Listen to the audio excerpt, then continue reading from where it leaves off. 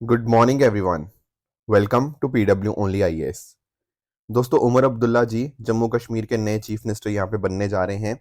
अब इन्होंने ये बात बताई है कि भले ही उनकी ज़्यादातर सीट्स कश्मीर वाले रीजन के अंदर आई हैं, बट वो यहाँ पर अपनी मिनिस्टर्स के अंदर बहुत सारे लोग जम्मू से भी होंगे, ताकि इंश्योर किया जा पाए कि सबका रिप्रेजेंटेशन यहाँ पर सरकार के अंदर हो। इसके अलावा देखो, रतन टाटा जी को इंडिया के द्वारा यहाँ पे फेयरवेल उनको यहाँ पे बिड किया गया है, राइट। दोस्तों, स्टार्ट करते हैं डिस्कशन। डेट है आज की 11 अक्टूबर 2024 एंड आप सभी का स्वागत है आज के प्रीलिम बूस्टर न्यूज डिस्कशन में।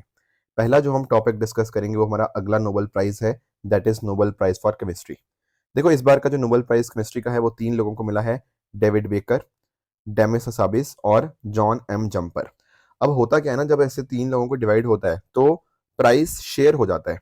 तो हुआ क्या है, 50% जो अवार्ड है वो मिलेगा किनको, वो मिलेगा डेविड बेकर जी को, एंड बाकी का जो 50% है वो आधा आधा शेयर हो जाएगा between Demis Hassabis and John M Jumper. चलो, ये बात तो ठीक है। अब हमें थोड़ा समझना है कि आखिर क्यों मिला, क्या क्या चीजें थी, क्या क्या फायदे हैं, ऑल दोस थिंग्स। तो सबसे पहले हम सब समझना होगा प्रोटीन के बारे में। देखो, प्रोटीन की चर्चा मैंने आप लोगों के साथ परसों भी करी थी, याद है आप लोगों को? मैंने आप लोगों को बताया था कि प्रोटीन आखिर होते क्या है। डिस्कशन हो चुका है ऑलरेडी। प्रोटीन एक्चुअली में ना हमारे बॉडी के अलग अलग जो बायोलॉजिकल प्रोसेसेस है ना, उनमें बहुत इंपॉर्टेंट रोल प्ले करते हैं। जैसे मैंने आपको एग्जांपल दिया था हीमोग्लोबिन का। अब हीमोग्लोबिन भी क्या है सर? ये भी तो प्रोटीन है। और ये करता है, ये आपके ऑक्सीजन को ट्रांसपोर्ट करता है, राइट। बहुत इंपॉर्टेंट काम है। उसी तरह से हमने डिस्कशन किया था आपके इंसुलिन के बारे में। इंसुलिन भी क्या है? वो भी आपका एक प्रोटीन ही तो है। और वो क्या करता है? वो काम करता है ग्लूकोज के ऑब्जॉर्प्शन का फ्रॉम द ब्लड। तो डेफिनेटली प्रोटीन का प्रोडक्शन हमारी ह्यूमन हेल्थ के लिए बहुत बहुत इंपॉर्टेंट यहाँ पे हो सकता है, ठीक है। बाकी आप जानते हो ये लार्ज कॉम्प्लेक्स मॉलिक्यूल्स होते हैं, बहुत इंपॉर्टेंट रोल होता है। एंड जो प्रोटीन बनते हैं ना, वो बनते हैं दरअसल में अमाइनो एसिड से। किस तरह से? देखो, एक्चुअल में ना 20 अलग अलग तरह के यहाँ पर हमारे सामने अमाइनो एसिड्स हैं। ये सबके नाम आप यहाँ पे पढ़ सकते हो। ये 20 टोटल आपको अमाइनो एसिड्स देखने को मिल जाते हैं। अब जब इन 20 अलग अलग तरह के अमाइनो एसिड्स को कंबाइन किया जाता है, तब हमारे पास बनते हैं प्रोटीन्स। जैसे फॉर एग्जाम्पल, ये इस तरह से ना आपने अमाइनो एसिड्स को ऐसे कंबाइन कर दिया, तो ये बन गया आपका प्रोटीन। अब है तो 20, पर इनको अरेंज तो अलग अलग तरह से किया जा सकता है ना। मान लो पहले आपने ये लगा दिया, फिर उसके बाद ये लगा दिया, फिर ये लगा दिया, फिर वापस से इस वाले पे लगा गए, फिर इस वाले पे आ गए। ऐसे कुछ भी, मतलब कहीं ना कहीं आप नोटिस करोगे एक सीक्वेंस बन जाएगा इन अमाइनो एसिड्स का। वो सीक्वेंस जो यहाँ पे बनाना, इन 20 के साथ हजारों सीक्वेंस यहाँ पे लंबा हो सकता है, ठीक है। हजारों छोटे छोटे यहाँ पे यूनिट्स हो सकते हैं। इसी को बोलेंगे क्या? प्रोटीन। यानी कि इस तरह से ये ना एक लंबी सी चेन यहाँ पे हमारे सामने बन जाती है, ठीक है। ये सीक्वेंस क्या है इनका, कैसे स्ट्रिंग इनकी फॉर्म हुई है, वही डिटरमिन करता है कि प्रोटीन का जो आपका 3D स्ट्रक्चर कैसा होगा। एंड जैसा इस प्रोटीन का 3D स्ट्रक्चर होगा, वही डिटरमिन करेगा कि प्रोटीन का फंक्शन कैसा रहेगा। चलो सर, ये बात तो समझ आ गई कि आखिर प्रोटीन क्या है, अमाइनो एसिड्स क्या है। यहां पर तो हमें क्लैरिटी है। अब आप ये बता दो कि ये नोबेल प्राइज मिला क्यों। देखो, 2003 के अंदर ना जो पहले पर्सन है, ये वाले जो मैं बता रहा था, जो डेविड बेकर जी की बात कर रहा हूँ, ये जो बेकर है ना, इन्होंने क्या किया, इन्होंने एक टीम को लीड किया और उन्होंने क्या किया, bespoke सॉफ्टवेयर मेथड्स को यूज किया एक नया प्रोटीन क्रिएट करने के लिए। समय समय के साथ यहाँ पर इन्होंने अपने टीम ने और काम किया, तो अकॉर्डिंगली एक डिजाइन ऑफ डिजाइनर प्रोटीन्स बना दिया, ताकि एक तरह से ना हम प्रोटीन्स को यहाँ पे बना पाए, अलग अलग तरह के प्रोटीन्स को यहाँ पे डेवलप कर पाए। ये 20 को सॉफ्टवेयर क्या था? ये कस्टम सोल्यूशन था, ताकि हम जो भी ऑर्गेनिज्म की नीड है उसके हिसाब से यहाँ पे प्रोटीन को डेवलप कर पाए। ये काम किया गया बेकर के द्वारा। Plus at the same time यहाँ पे इन्होंने रिजोटा सॉफ्टवेयर भी बनाया। इसके माध्यम से क्या हुआ, प्रोटीन का क्या स्ट्रक्चर है, मैंने अभी डिस्कस किया ना कैसे स्ट्रक्चर था, अमाइनो एसिड्स के क्या सीक्वेंस थी, उनको प्रोडिक्ट करना एंड उसके हिसाब से नोवल नोवल मतलब जो नए प्रोटीन्स हैं उनको डेवलप करना। ये काम किया इस रोसोटा सॉफ्टवेयर ने। ये चाहे रोसोटा सॉफ्टवेयर बात कर लो या bespoke सॉफ्टवेयर बात कर लो, ये आपका बेकर जी नहीं यहाँ पे और उनकी टीम ने यहाँ पे इस तरह से बनाया था, जिसके माध्यम से प्रोटीन्स को हम सिंथेसिस यहाँ पे कर सकते थे। आई होप आपको डेविड बेकर जी का रोल यहाँ पे पता लग गया होगा। कल को ना यूपीएससी आपसे ये भी पूछ सकता है कि bespoke सॉफ्टवेयर, रोसोटा सॉफ्टवेयर न्यूज में था, ये किसके साथ लिंक्ड है, तो आपको पता होना चाहिए। तो ये थी पहले पर्सन की कहानी। बाकी दोनों पर्सन की बात करूं ना, डेमिस हसाबिस और जॉन एम जम्पर, इन्होंने 2020 के अंदर ना अल्फा फोल्ड 2 को यहाँ पे डेवलप किया। अब ये क्या है अल्फा फोल्ड 2? ये एक्चुअली आपके बहुत सारे मिलियंस ऑफ प्रोटीन्स का स्ट्रक्चर को प्रोडिक्ट कर सकता है। देखो, मैं आपको एक चीज समझाता हूँ। यहाँ पर इन्होंने पता क्या किया, इन्होंने यहाँ पर इस्तेमाल किया आपके न्यूरल नेटवर्क्स का। ठीक है, डीप लर्निंग का भी आप कह सकते हो, एआई वगैरह का यहाँ पे इन्होंने इस्तेमाल किया। किस तरह से, मैं आपको एक्सप्लेन करता हूँ। यहाँ पर एक कंपनी है गूगल के द्वारा जो खरीदी गई है, डीप माइंड, उसमें डीप न्यूरल नेटवर्क सिस्टम्स का इस्तेमाल किया गया। अब न्यूरल नेटवर्क में क्या होता है, जैसे एआई में भी क्या होता है, आप क्या करते हो, आप डेटा देते हो इनपुट की तरह, आपका जो आर्टिफिशियल इंटेलिजेंस है, जो भी आपकी मशीन है, वो इसको सीखती है इस डेटा के इनपुट से, अपने आप को करेक्ट करती है, फिर अगली बार आगे से वो प्रिडिक्ट भी कर सकती है चीज़ों को। एग्जैक्ट यही चीज़ हमें यहाँ पे देखने को मिली। यहाँ पर इन्होंने बहुत सारे अलग-अलग डेटा सेट्स लिए और इनके पास दरअसल में ना एक प्रोटीन डेटा बैंक ऑलरेडी था, ठीक है? इनपुट्स इनके पास ऑलरेडी कुछ थे। उस इनपुट्स को इन्होंने इस्तेमाल किया ताकि अपने मॉडल को यहाँ पे वो ट्रेन कर पाएँ। मॉडल को ट्रेन कैसे किया? जैसे आपका आर्टिफिशियल न्यूरल नेटवर्क, कल हमने डिस्कशन भी किया था इसका कि कैसे-कैसे ये चीज़ें वर्क करती हैं। तो थोड़ा बहुत इनपुट इनके पास ऑलरेडी था प्रोटीन डेटा बैंक का, उससे इन्होंने मशीन को ट्रेन किया, तो मशीन को चीज़ों का आइडिया लगता रहेगा। अगर ट्रेनिंग के बाद क्या हुआ, अल्फ़ाफ़ोल्ड अब खुद अपने आप से प्रेडिक्शन करने लग गया। समझ पा रहे हो? अब कोई नया चीज़ है, कोई ऐसा इनपुट है जो कि यहाँ पर प्रोटीन डेटा बैंक के अंदर है भी नहीं, उसके बाहर का भी कोई इनपुट आप दोगे ना, तो ये मशीन उसका रिज़ल्ट प्रेडिक्ट कर देगी। तो अब इसके माध्यम से हुआ क्या? इसके माध्यम से अब ना हमारे पास 1,70,000 से भी ज़्यादा, मतलब पहले सिर्फ़ इतने ही हमने मैप किए थे। पर जब से यहाँ पे हसाबिस जी ने और जम्पर जी ने जब से अल्फ़ाफ़ोल्ड टूल डिज़ाइन किया है ना, डेवलप किया है, अब जितने मर्ज़ी प्रोटीन्स, मिलियंस ऑफ प्रोटीन्स का हम स्ट्रक्चर क्या कर सकते हैं, प्रिडिक्ट कर सकते हैं। पहले थोड़ा-सा डेटा था, उस डेटा से हमने मशीन को दिया, उसने सीखा मशीन ने, अब जितने मर्ज़ी आप प्रोटीन इसमें डालते रहो, उसका स्ट्रक्चर आपके सामने ये प्रिडिक्ट करता रहेगा। अब प्रोटीन सीक्वेंस हमें पता लगते रहेंगे, सब कुछ हमें पता लगता रहेगा। तो जब हम ये सारी चीज़ें प्रिडिक्शन कर पाएँगे, तो कहीं न कहीं हमारे यहाँ पे क्या होगा, प्रोटीन की अंडरस्टैंडिंग बढ़िया होगी, प्रोटीन की अंडरस्टैंडिंग बढ़िया होगी, तो जो भी हमारी बॉडी के अंदर अलग-अलग फंक्शंस हैं, तो हम वो वहाँ पे परफ़ॉर्म कर सकते हैं। क्योंकि आप नोटिस करना, जब हमें प्रोटीन के बारे में ही पता लग गया, तो मैंने जो फंक्शंस बताए, उनको भी तो हम चेंज कर पाएँगे। हम ये अंडरस्टैंड कर पाएँगे कि हमारी ज़िंदगी, हमारी लाइफ़ कैसे फंक्शन करती है, एंटीबायोटिक रेज़िस्टेंस कैसे अकर होता है, क्या कोई तरीका है उनको हटाने का, राइट? ऑल दीज़ थिंग्स यहाँ पे हमें मदद हो सकती है, ये जो आपका इस बार जो इनका काम था। तो ध्यान क्या रखना है? ध्यान ये रखना है कि डेविड बेकर जी का काम क्या था? कंप्यूटेशनल प्रोटीन डिज़ाइन के रिगार्डिंग, एंड यहाँ पर आपके हसाबिस और जम्पर जी ने प्रोटीन स्ट्रक्चर प्रेडिक्शन की यहाँ पे बात करी थी। बाकी इनके जो वर्क्स थे, उनको भी आप ध्यान में रख सकते हो। I hope chemistry Nobel prize सबको समझ आ गया होगा। आगे चलते हैं अगले टॉपिक पे, दैट इज़ हमसफ़र पॉलिसी को थोड़ा डिस्कशन कर लेते हैं। देखो, ministry of road transport and highways के द्वारा हमसफ़र पॉलिसी यहाँ पे लाई गई है। अब हमसफ़र पॉलिसी के माध्यम से क्या होगा, जो आपका नेशनल हाइवेज़ के ऊपर इंफ्रास्ट्रक्चर होता है ना, वो बढ़िया हो जाएगा। इंफ्रास्ट्रक्चर बढ़िया हो जाएगा, तो जो यात्री होंगे, उनका जो सफ़र होगा, वो थोड़ा और अच्छा हो जाएगा। आप पूछोगे ऐसे कैसे? मैं आपको एक्सप्लेन करता हूँ। देखो, अगर मान लो आप किसी बस में ट्रैवल कर रहे हो या अपनी खुद की गाड़ी में ना एक नेशनल हाईवे पे ट्रैवल कर रहे हो, तो कई बार रास्ते में कुछ दिक्कतें आती हैं। कई बार वॉशरूम जाना होता है किसी को, राइट? कई बार जिनका कोई बच्चा होता है, ठीक है ना, यंग चिल्ड्रन होते हैं, उस केस में कुछ एक चीज़ें बेबी केयर के रिगार्डिंग करनी होती हैं, राइट? या फिर कुछ जो हमारे दिव्यांगजन होते हैं, उनको यहाँ पे इंश्योर करना होता है कि व्हीलचेयर की प्रोविज़न्स हो, राइट? तो ये सारी चीज़ें अगर आपको उस हाईवे के ऊपर मिल जाएँ, तो डेफ़िनिटली आपका सफ़र आसान होगा ना, बिल्कुल। यही सारी चीज़ें यहाँ पे प्रोवाइड करी जाएँगी हमसफ़र पॉलिसी के अंतर्गत, कि ये सब चीज़ें इंश्योर करी जा रही हैं। इसके अलावा अगर मैं बात करूँ ना, इलेक्ट्रिक व्हीकल चार्जिंग स्टेशन यहाँ पे डेवलप किए जाएँगे, इंस्टॉल किए जाएँगे, ताकि जो ट्रैवलिंग हो वो इको फ्रेंडली हो। इसके साथ ही साथ पार्किंग फैसिलिटीज़ आपके फ्यूल स्टेशंस के ऊपर, ठीक है?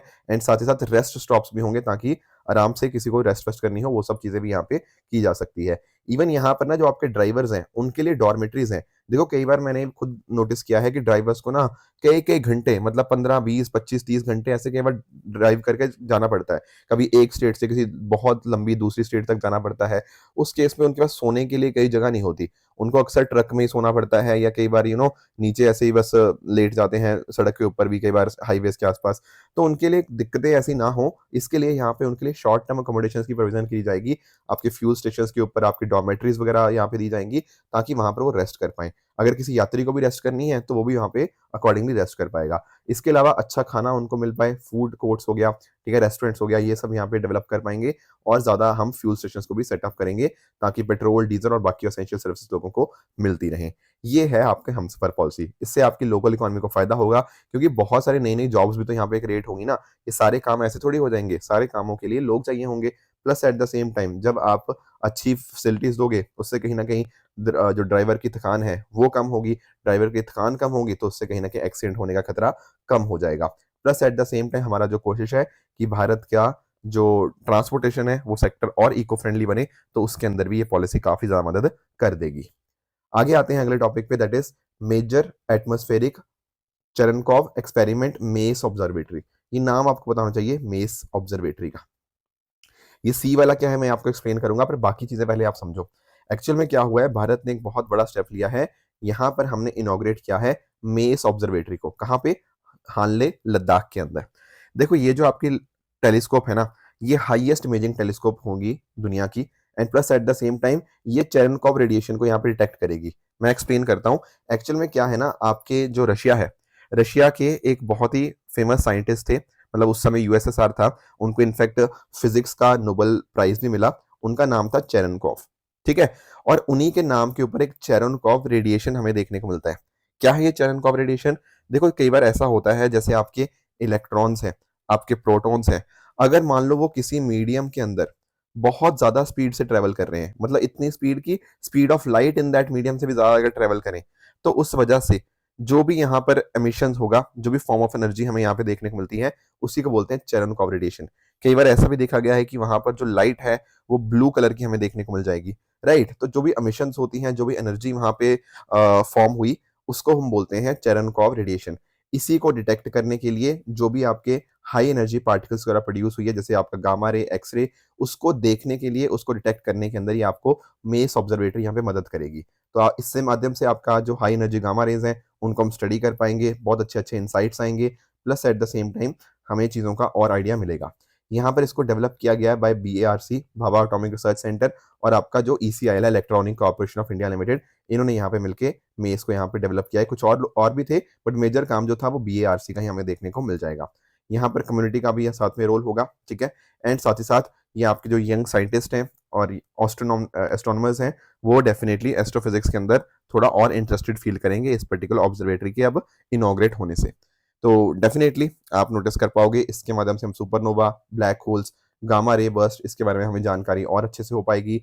साथ ही साथ इंटरनेशनल कोलैबोरेशन भी होगा, एंड अकॉर्डिंगली ये दिखाता है कि भारत भी इस टेक्नोलॉजी के अंदर काफी अच्छे से तेजी से एडवांस कर रहा है। नेक्स्ट दोस्तों हमारा टॉपिक है मालाबार एक्सरसाइज के रिगार्डिंग। अब मालाबार एक्सरसाइज का थोड़ी आपको पहले तो हिस्ट्री पता होना चाहिए। मालाबार एक्सरसाइज दरअसल में 1992 के अंदर स्टार्ट हुई। उस समय जब ये स्टार्ट हुआ ना, तो ये था इंडिया और यूएसए के बीच में। फिर बाद में क्या हुआ, जापान ने ज्वाइन किया 2015 के अंदर, एंड 2020 के अंदर आज ऑस्ट्रेलिया ने भी यहाँ पे ज्वाइन कर चुकी है। तो आप नोटिस करोगे कि आज के समय के ऊपर जो चारों क्वाड नेशन है ना, India, Australia, Japan and USA, वो चारे इसका मेंबर आपको देखने को मिल जाएंगे। And this is a quadrilateral, quadrilateral मतलब चार देशों की नेवल एक्सरसाइज आपको देखने को मिल जाएंगी।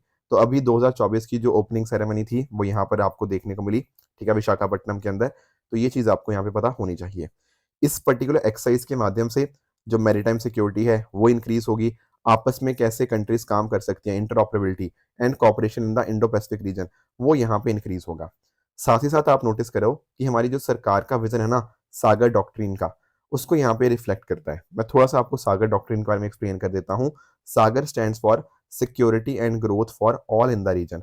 देखो दरअसल में हमारे प्रधानमंत्री जी जब पोर्ट लुइस गए थे ना 2015 के अंदर, तब उन्होंने इस टर्म का इस्तेमाल किया था। और जैसा ये वर्ड कह रहा ना, security and growth for all in the region, हम यहाँ बात करें कौन सी रीजन की, इंडियन ओशन रीजन की। तो इंडिया की फॉरेन पॉलिसी इस रीजन के अंदर कैसी होनी चाहिए, उसको कहीं ना कहीं ये दर्शाता है। आप पूछेंगे क्या काम कर रहे हैं हम यहाँ पे इस इंडियन ओशन रीजन के अंदर। पहली चीज, हमारी जितनी भी नेबरिंग कंट्रीज हैं इंडियन ओशन रीजन के अंदर, उनके साथ हम यहाँ पे कॉपरेशन इंक्रीज करेंगे। साथ में मिलकर हम कोशिश करेंगे सस्टेनेबल डेवलपमेंट की, ठीक है। हम बात करते हैं ना सस्टेनेबल डेवलपमेंट गोल्स को अचीव करने की, तो उसी की हम यहाँ पे डिस्कशन करेंगे। Plus at the same time economic growth कैसे बढ़ पाए साथ में सारी कंट्रीज के आने से, वो हेल्प करता है आपका सागर डॉक्ट्रिन। इसके अलावा आप बात करो मैरीटाइम सिक्योरिटी की, सेफ्टी की, उसको यहाँ पे हम इंक्रीज करेंगे, ठीक है, ताकि एक ऊपर से ना आप नोटिस करोगे चाइना का जो एक्सपेंशनिज्म एक तरह से बढ़ रहा है, इस तरह के इश्यूज ना आए। रीजनल कंसर्न्स को हम अच्छे से पीसफुली मैनर के अंदर रिजॉल्व करें, ये भी यहाँ पे कोशिश है। एंड साथ ही साथ जितनी भी कंट्रीज हैं वो सारे international maritime rules and norms को फॉलो करे, वो भी सागर का आपको ऑब्जेक्टिव देखने को मिल जाएगा। देखो चाइना अक्सर इन पर्टिकुलर चीजों को नहीं फॉलो करता है, आप लोग नोटिस करते ही हो। इंडिया और क्वाड का आप जानते हो फोकस ये है कि किस तरह से free, open and inclusive Indo Pacific हो। एंड इवन इसमें इंडियन नेशनल रीजन भी आ जाता है आपका, तो डेफिनेटली हमारा सागर डॉक्ट्रिन भी उसी के इन लाइन ही हमें देखने को मिल जाता है। एंड ये सब चीज़ें होंगी तो कहीं ना कहीं सारी कंट्रीज़ के बीच में जो ट्रस्ट है वो इंक्रीज होगा एंड आपस में ओपननेस भी इंक्रीज होती हुई देखने को मिल जाएगी। तो ये कुछ पॉइंटर्स थे सागर डॉक्ट्रिन के बारे में जो हमें पता होने चाहिए। अगला दोस्तों हमारा टॉपिक है वर्ल्ड वाइल्ड लाइफ फंड के बारे में। वर्ल्ड वाइल्ड लाइफ फंड के द्वारा ना एक रिपोर्ट निकाली जाती है जिसका नाम है लिविंग प्लेनेट रिपोर्ट। अब ये जो रिपोर्ट है लिविंग प्लेनेट रिपोर्ट, ये एक बाइनियल रिपोर्ट है। बाइनियल का मतलब ये 2 साल के बाद आती है। एक्चुअल में पहली बार ये रिपोर्ट आई थी 1998 के अंदर, उसके बाद 2 साल के बाद, हर 2 साल के बाद ये रिपोर्ट आती रहती है। तो अभी ये जो रिपोर्ट आई है ना, इसने एक बड़ी इंटरेस्टिंग चीज बताई है। इसने ये बताया है कि देखो 1970 को अगर हम कंपैरिजन करें, अभी 2000 जैसे 24 तक हम आ चुके हैं, तो ये पिछले 50 साल के अंदर आप जरा देखोगे ना ग्लोबल वाइल्ड लाइफ पॉपुलेशन को, तो 73% में कमी देखने को मिली है। यानी कि the global wild life population has decreased bye 73% in the last 50 years. ये इस लिविंग प्लैनेट रिपोर्ट ने बहुत इंपॉर्टेंट फाइंडिंग यहाँ पे बताई है। देखो कल को मेंस के अंदर कोई क्वेश्चन आता है कि कैसे आपका इम्पैक्ट आता है, ठीक है ना, ह्यूमन एक्टिविटीज का कह लो या वैसे इन जनरल कह लो, तो वहां पर आप इस डेटा को यहाँ पे इस्तेमाल कर सकते हो। तो क्लियरली ये शो करता है कि अगर हमने प्रॉपर स्टेप्स नहीं लिए ना, तो वाइल्ड लाइफ को बहुत बड़ा खतरा यहाँ पे देखने को मिल जाएगा। तो एक काम करते हैं, वर्ल्ड वाइल्ड लाइफ फंड के बारे में थोड़ी सी जानकारी ले लेते हैं। देखो वर्ल्ड वाइल्ड लाइफ फंड को एस्टेब्लिश किया गया था 1961 के अंदर, और इसके हेडक्वार्टर आपको ग्लैंड स्विट्जरलैंड के अंदर देखने को मिल जाएंगे। इसका काम यही था कि कैसे वाइल्ड लाइफ को हम प्रोटेक्ट कर पाए एंड कहीं ना कहीं जो ह्यूमन का इन्वायरमेंट के ऊपर इम्पैक्ट है ना, बहुत ही नेगेटिव जो हो रहा है, उसको हम यहाँ पे कम कर पाए। इसकी जो रिपोर्ट है मैंने बता ही दिया, 1998 के अंदर ये स्टार्ट हुई एंड इस तरह से हर दूसरे साल आपको ये रिपोर्ट देखने को मिल जाती है। एंड इसी रिपोर्ट के अंतर्गत आपका लिविंग प्लैनेट इंडेक्स और इकोलॉजिकल फुटप्रिंट कैलकुलेशन यहाँ पे भी आपको मिल जाएंगी। इसके अलावा भी ना कुछ वर्ल्ड लाइफ फंड के कुछ बहुत इंपॉर्टेंट कार्य हैं। जैसे फॉर एग्जाम्पल एक होता है अर्थार। अर्थार पता क्या होता है? ये इस 1 घंटे के अंदर, जो आपका 1 घंटा है, यहाँ पर सारी जो लोग हैं वो लोग अपनी इलेक्ट्रिसिटी हो गया उसका इस्तेमाल यहाँ पे बंद कर देंगे। यानी कि आप नोटिस करते हो ना, कई बार पूरी लाइटें बंद हो जाती हैं, वो इसी पर्सपेक्टिव से बंद होती है कि आप एनर्जी कंजर्वेशन को इनकरेज कर रहे हो कि हमें अपनी एनर्जी को कंजर्व करना है। वहां से एक अवेयरनेस लोगों के अंदर आती है कि यार हाँ, जब जरूरत नहीं है तो हम क्यों हर चीज को यहाँ पे एनर्जी को यूज कर रहे हैं। बट कोशिश यही होती है कि ना एक अवेयरनेस आए। पूरा 1 घंटे के लिए पूरी लाइटें बंद होगी ना दुनिया की, तो डेफिनेटली उससे क्या होगा, उससे कहीं ना कहीं लोगों के दिमाग में जाएगा कि कितना इंपॉर्टेंट हो जाता है इन एनर्जी को कंजर्व करना। इसके अलावा एक और चीज है, that is debt for nature swap. अब आप पूछेंगे ये क्या होता है? देखो मैं आपको एक्सप्लेन करता हूँ। मान लो एक आपकी कंट्री है और ये ज्यादा डेवलप्ड नहीं है, मतलब डेवलपिंग है या लीस्ट डेवलप्ड है। ऑन द अदर हैंड एक हो सकता है सामने एक दूसरी सरकार है, ठीक है, ये डेवलप्ड हो सकता है। अब हुआ क्या था, इसने कुछ लोन दिया था इसको, ठीक है, ये बड़ी जो कंट्री है, डेवलप्ड कंट्री है, इसने इस कंट्री को लोन दिया था। तो ये क्या हुआ? ये हुआ सर क्रेडिटर, और ये हुआ डेटर। डेटर वो जिसने उधार लिया है, क्रेडिटर जिसने पैसा उधार पे दिया है। अब कई बार ऐसा होता है कि यार इसके पास ना जो उधार होता है बहुत ज्यादा बढ़ जाता है। अब इसके दिमाग में आता है यार कैसे उधार वापस करूं। तो यहां पर ना एक चीज बताई जाती है जिसका नाम है डेट फॉर नेचर। अब हुआ क्या, जैसे मान लो $1 मिलियन का लोन था, तो उस $1 मिलियन के लोन को हम कैंसिल कर देंगे। उसकी जगह इस डेटर गवर्नमेंट को बोलेंगे कि आप एक काम करो, उसमें से कुछ हिस्सा, लेट से 1 मिलियन था तो $2 लाख मान लो, वो लोकल करेंसी के अंदर आप इस्तेमाल करो for different different environmental projects. तो क्या हुआ एक तरह से, ये हुआ सर एक फाइनेंशियल एग्रीमेंट, ठीक है। इस फाइनेंशियल एग्रीमेंट में क्या हुआ, इस फाइनेंशियल एग्रीमेंट से कंट्री का जो भी फॉरेन डेट था उसके अगेंस्ट हमने क्या कर दिया, उसके अगेंस्ट हमने एनवायरमेंट कंजर्वेशन के अंदर वो पैसा लगा दिया, ठीक है, जो आपका जितना भी आपका जो फॉरेन डेट था, ठीक है। तो यहां पर क्या होगा, आपकी जो डेवलपिंग कंट्री है उसको फायदा ये हुआ कि एक तो वहां पर आपने बायोडाइवर्सिटी को प्रोटेक्ट कर लिया, plus at the same time आपका एक्सटर्नल डेट भी यहाँ पे कम हो गया। तो that is the point of debt for nature, for giving part of a developing nations debt in exchange for investment in conservation. आप कंजर्वेशन के अंदर इन्वेस्टमेंट करो, आपका जो एक्सटर्नल डेट है वो हम कम कर देंगे, राइट। इसके अलावा एक आपका वर्ल्ड वाइल्ड लाइफ फंड का हेल्दी ग्रोन पोटैटो भी है। यहाँ पर एक इको ब्रांड है जो कि बात करता है सस्टेनेबली ग्रोन पोटैटोस की थ्रू इंटीग्रेटेड पेस्ट मैनेजमेंट। यहाँ पर क्या बात होती है, जैसे पोटैटोस की यहाँ पे बात हुई है, तो हाई क्वालिटी के सस्टेनेबली ग्रोन आपके पैकेज और शिफ्ट पोटैटोस की हम यहाँ पे बात करते हैं, जिनको कि बहुत बड़े फार्म्स के ऊपर यहाँ पे प्रोड्यूस किया जाता है by using integrated pest management technique. तो वो भी जो आपका ऑब्जेक्टिव है या वो भी आपका जो प्रोजेक्ट है वो आपका वर्ल्ड वाइल्ड लाइफ फंड का ही है। तो ये कुछ पॉइंटर्स है जो आपको यहाँ पे पता होने चाहिए।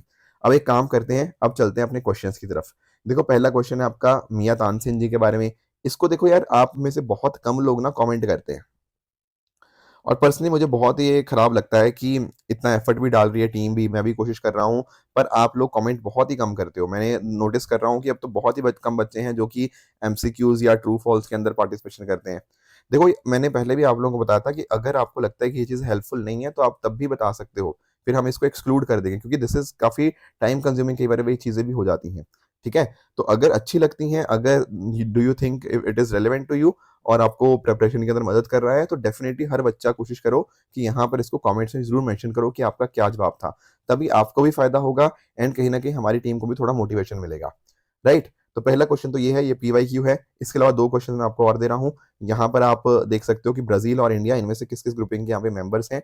एंड तीसरा क्वेश्चन यहाँ पे आपके सामने ये है कि ये कुछ मेटल्स हैं एंड उनके कॉरस्पॉन्डिंग कौन सी डिजीज उससे हो सकती है। तो ये चीजें आप मुझे कॉमेंट्स में बताइएगा। इसके अलावा अगर मैं बात करूं दोस्तों कल के जो क्वेश्चंस की, कल आप यहाँ पे नोटिस कर पाओगे, मैंने आपसे पूछा था इंडियन इकोनॉमी के पर्सपेक्टिव से। पहला स्टेटमेंट यहाँ पे कह रहा है कि जो कमर्शियल पेपर है वो एक short term unsecured promissory note है। अब ध्यान से समझो ऐसे क्वेश्चन को करना कैसे है। पहली बात तो ना आपको सीपी के बारे में चीजें पता होनी चाहिए। अब आप नोटिस करो, पहली बात तो ये समझो, क्या ये शॉर्ट टर्म ही होता है? Answer is yes. देखो कमर्शियल पेपर होता क्या है, आप जानते होंगे ना, जब आप मनी मार्केट इंस्ट्रूमेंट को पढ़ते हो तो उसके अंदर आप बिल्कुल पढ़ते हो कि मनी मार्केट इंस्ट्रूमेंट है कमर्शियल पेपर, जो कि एक अनसिक्योर्ड होता है। बिल्कुल अनसिक्योर्ड मतलब यहाँ पे कुछ मतलब जो आप सिक्योरिटीज वगैरह यहाँ पे नहीं इन्वॉल्व होती। राइट, कंपनीज को पैसा कई बार रेस करना होता है, वो यहाँ पे अनसिक्योर्ड इसके माध्यम से रेस कर सकते हैं। तो अगर ये दोनों बातें ठीक हैं तो पहला स्टेटमेंट आपका बिल्कुल ठीक हो जाएगा। उसी तरह से बात आओ सेकंड स्टेटमेंट के ऊपर। यहाँ पर कह रहा है जो सर्टिफिकेट ऑफ डिपॉजिट है, जो सीडी है, वो एक लॉन्ग टर्म इंस्ट्रूमेंट है। क्या ये बात ठीक है? जैसे आप लॉन्ग टर्म पढ़ोगे ना, आपको दिमाग में आएगा नहीं यार, सर्टिफिकेट ऑफ डिपॉजिट तो ये भी आपका मनी मार्केट इंस्ट्रूमेंट ही है, ये भी आपका क्या होता है, ये शॉर्ट टर्म होता है। वहीं पर ही आपका स्टेटमेंट गलत हो गया। तो एक्चुअल में क्वेश्चन इसी से बन जाना था। थर्ड स्टेटमेंट की बात करें, ये कह रहा है कॉल मनी होता है आपका short term finance for inter bank transaction. देखो इंटर बैंक ट्रांजेक्शन की बात करते हैं तो कॉल मनी होता है, नोटिस मनी होता है, उसमें ये चीजें आप पढ़ते हो, तो डेफिनेटली वो इंटर बैंक ट्रांजेक्शन में मदद करता है एंड शॉर्ट टर्म फाइनेंस ही होता है। बिल्कुल ठीक बात है। ठीक है, बैंक्स आपस में अपने टेम्पररी रिक्वायरमेंट ऑफ कैश को यहाँ पे मीट करते हैं। इवन ये भी आपका मनी मार्केट इंस्ट्रूमेंट ही है। लास्ट है आपका जीरो कूपन बॉन्ड्स। अब यहाँ पे आप नोटिस करो, बात है जीरो कूपन बॉन्ड्स की, और ये साथ में इसने लिख दिया interest bearing short term bonds. देखो कूपन क्या होता है? कूपन एक तरह का इंटरेस्ट ही तो होता है ना। जब आप बॉन्ड्स पढ़ते हो तो हमने देखा ना, जो बीच बीच में पैसा मिलता है वो कूपन ही तो होता है। अब यहाँ पे साथ में उसने वर्ड लिख दिया जीरो। एक तरफ आपने जीरो कूपन या जीरो इंटरेस्ट कह दिया, फिर यहाँ पे कह रहा है कि इंटरेस्ट मिल रहा है। क्या ये लॉजिक है इस चीज का? अगर आपको जीरो कूपन का मतलब पता है बेसिकली कि कूपन मतलब इंटरेस्ट और जीरो मतलब जीरो इंटरेस्ट, है ना। यहाँ पे आप जानते हो कि चीजें क्या होती हैं, आपके डिस्काउंट पे ऑफर करी जाती हैं, फिर आप ये कैसे कह दोगे इंटरेस्ट बेरिंग होगा? सेंस ही नहीं बन रही इस बात की। तो चौथा अपने आप गलत हो जाएगा। तो पहला ठीक है, तीसरा ठीक है, तो option number C will be the right answer. इसके अलावा और क्या था आपका होमवर्क? और था आपका प्ली बार्गेनिंग के बारे में। देखो प्ली बार्गेनिंग बड़ा इंटरेस्टिंग सा कॉन्सेप्ट है। मान लेते हैं यहाँ पे कोई पर्सन है, मैंने इसका नाम दे दिया मोहित। ठीक है, अब मान लो मोहित ने ना क्या किया है, मोहित ने कोई क्राइम किया हुआ है। ठीक है, अब मोहित को पता है भाई मैंने ये क्राइम किया हुआ है, कहीं चोरी करी है, वट एवर कुछ ना कुछ किया हुआ है। अब कल को क्या होगा, इसका मुद्दा जाएगा जुडिशरी के पास जाएगा। ठीक है, कोर्ट में इसका केस वेस चलेगा। अब कोर्ट का तो पहले यार लंबा केस चलेगा, बहुत टाइम केस में वेस्ट होगा।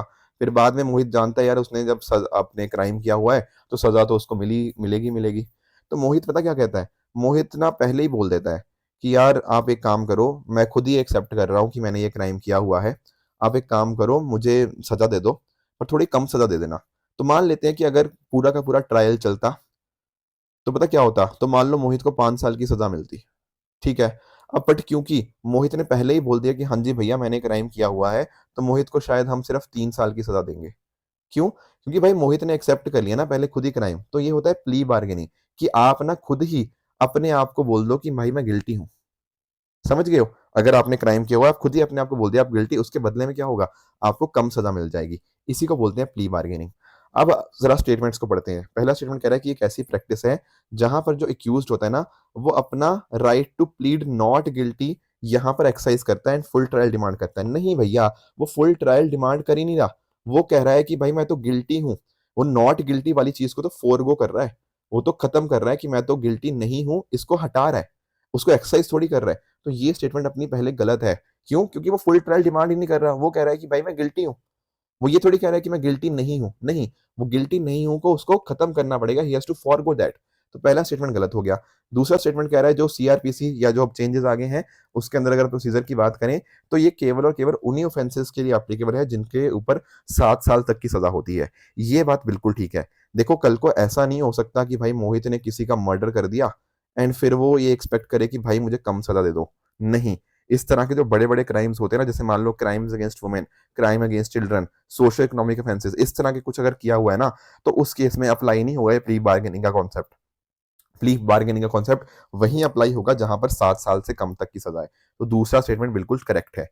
बात करें दोस्तों तीसरे स्टेटमेंट की, यहां पर कह रहा है कि अगर मान लो कोर्ट ने प्ली बार्गेनिंग को रिजेक्ट कर दिया, अगर कोर्ट ने मना कर दिया कि नहीं भाई हम नहीं मान रहे तुम्हारे प्ली बार्गेन को, तो केस क्या होगा? अरे केस फिर ट्रायल में चलेगा, ऐसा थोड़ी होगा ये कांट प्रोसीड क्यों? अगर मना ही कर दिया कि प्ली बार्गेनिंग नहीं दे सकते, फिर तो प्रॉपर फुल ट्रायल होगा उस केस में। तो भाई ये तीसरा स्टेटमेंट भी गलत है। तो लॉजिक देखो, अगर समझ है ना प्ली बार्गेनिंग की, तो ये सारे के सारे स्टेटमेंट बन सकते हैं, कोई दिक्कत वाली बात नहीं होनी चाहिए। पहला गलत है, दूसरा मतलब ठीक था, तीसरा गलत था, तो option number A will be the right answer. इसके अलावा बात करें देखो तीसरे क्वेश्चन की, यहाँ मैंने पूछा था रूमी 1 के बारे में। देखो ये तो बहुत आसान चीज़ है। रूमी 1 दरअसल में ना एक रॉकेट इंजन आपको देखने को मिल जाएगा। इंपॉर्टेंट बात आपको ध्यान में ये रखनी है कि ये एक रीयूजेबल रॉकेट है। बार-बार इसको हम यूज़ कर पाएँगे। इसके अलावा यहाँ पर जो आपका टीएनटी होता है, इसका कोई इस्तेमाल यहाँ पे नहीं किया गया, ठीक है? पूरी तरह से यहाँ पे ये जो फायर वगैरह के अंदर चीज़ें होती है ना, उससे बिल्कुल ये फ्री है। तो यानी कि ना अपने आप में क्या है, ये एनवायरनमेंट फ्रेंडली भी है। तो ये भी आपको ध्यान में रखना है कि ये रॉकेट इंजन है आपका जो रूमी है, एंड बहुत ही अच्छा है, एनवायरनमेंट फ्रेंडली है, रीयूजेबल है। रीयूजेबल होगा तो एफिशिएंसी बढ़ेगी, एंड साथ-साथ आपकी जो ऑपरेशनल कॉस्ट है, वो भी यहाँ पे हमें कम देखने को मिल जाएगी। तो ये कुछ पॉइंटर्स थे जो आपको यहाँ पे पता होने चाहिए थे। अब आ जाते हैं अपने ट्रू फॉल्स की तरफ। यहाँ पर आपके सामने कुछ स्टेटमेंट्स हैं, इनका आंसर आप मुझे बताइएगा, इनमें से कौन सा ठीक है, कौन सा गलत है। कल जो मैंने आपको होमवर्क दिया था, एक था डब्ल्यूएमओ के बारे में, वर्ल्ड मेट्रोलॉजिकल ऑर्गेनाइजेशन, डेफिनिटली आपकी यूएन की स्पेशलाइज्ड एजेंसी है, तो ये स्टेटमेंट यहाँ पे करेक्ट हो जाएगी। वर्ल्ड हेल्थ ऑर्गेनाइजेशन की बात करें, देखो पेरिस फ्रांस के अंदर नहीं, बल्कि आपका जो जेनीवा स्विट्जरलैंड है, वहां पर आपको इसके हेडक्वार्टर्स आपको देखने को मिलेंगे। बात करें एकेडमिक फ्रीडम इंडेक्स की, तो यहाँ पर इसको आपका जो scholars at risk academic freedom monitoring project, वो इसको रिलीज करता है। तो ये थर्ड स्टेटमेंट आपका इनकरेक्ट हो जाएगा। ट्रकोमा की बात करें, तो यहाँ पर डेफिनेटली आपका बैक्टीरिया है, वही आपको इन्फेक्शन को कॉज यहाँ पे करता है। तो ये स्टेटमेंट भी अपने आप में करेक्ट बन जाएगी। तो दोस्तों ये थी आज की डिस्कशन। इसी तरह से आप भी अपने एंड पे हार्ड वर्क करते रहिए। Thank you so much for joining. All the very best.